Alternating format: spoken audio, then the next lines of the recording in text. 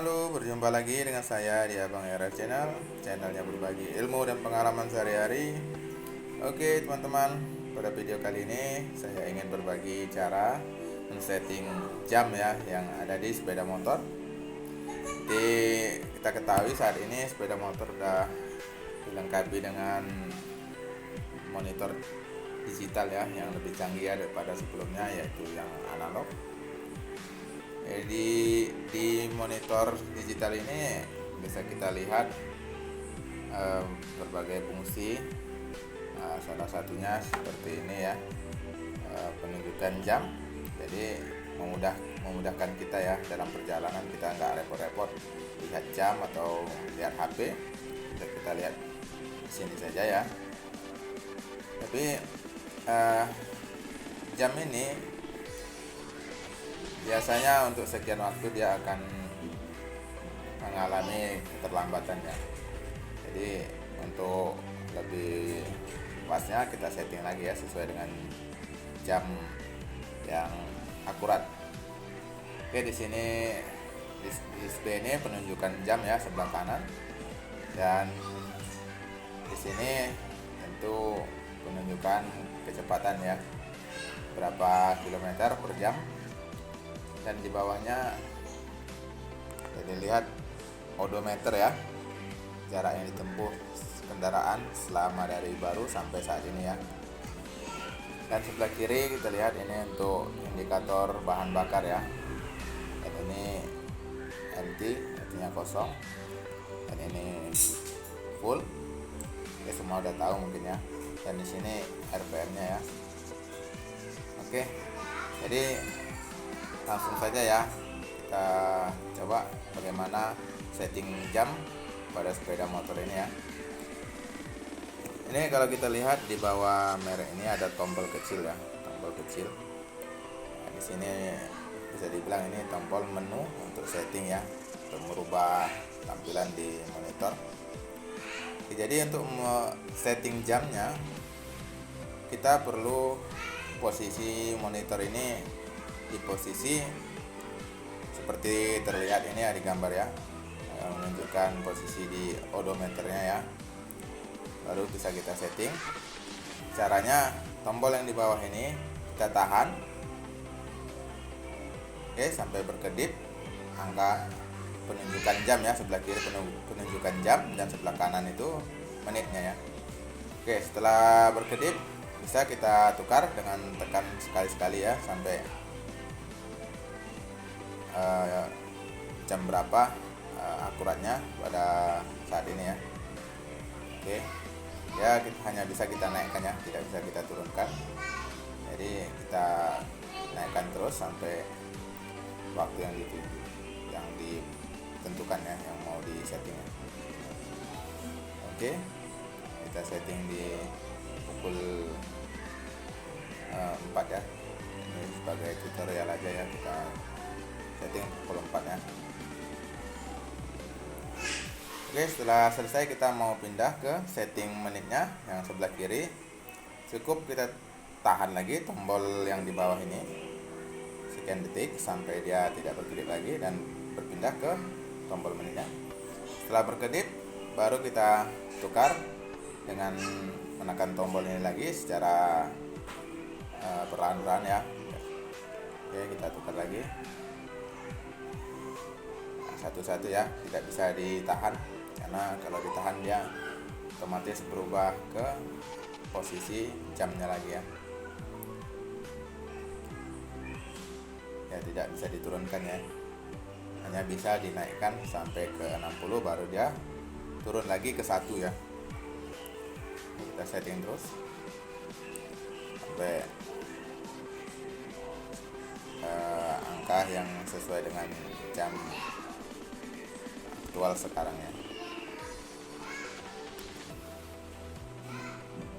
Oke, sekarang 4:40-an ya. Kita setting ke 4:40.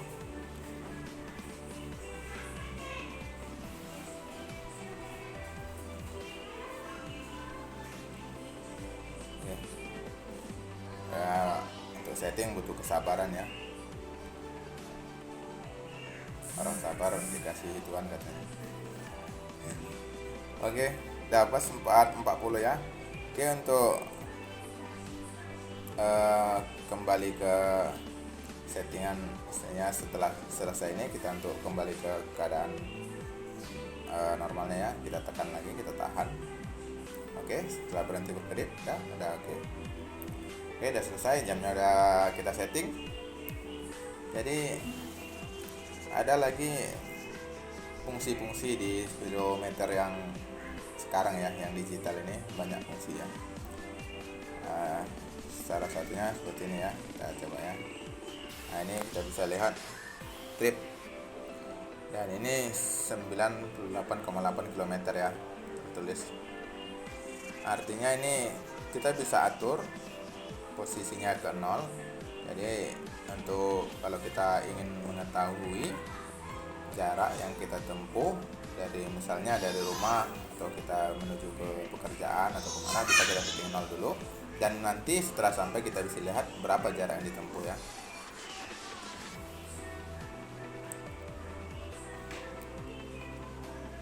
Oke, kita setting ke 0 ya. Oke, untuk setting ke 0 cukup kita tahan ya, selesai sekian detik kita tahan, kemudian dia kembali ke 0 ya. Jadi kalau kita ingin melihat jarak yang kita tempuh dari suatu tempat ke tempat yang kita tuju, dari sini bisa kita lihat ya.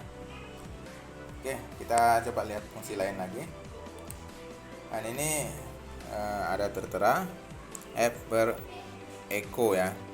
F itu artinya jumlah bahan bakar, dan eco itu artinya ekonomis, hemat bahan bakar ya.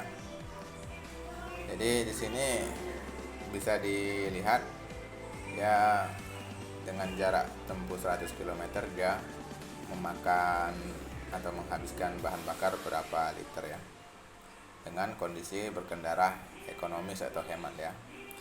Jadi kondisi berkendara ekonomis itu berkendara dengan sesuai aturan ya, gas dan kecepatannya sesuai ya sama RPM-nya ya. Jadi itulah yang disebut berkendara ekonomis ya. Jadi kita lihat lagi fungsi lain, kita tekan lagi tombol yang di bawah ini ya.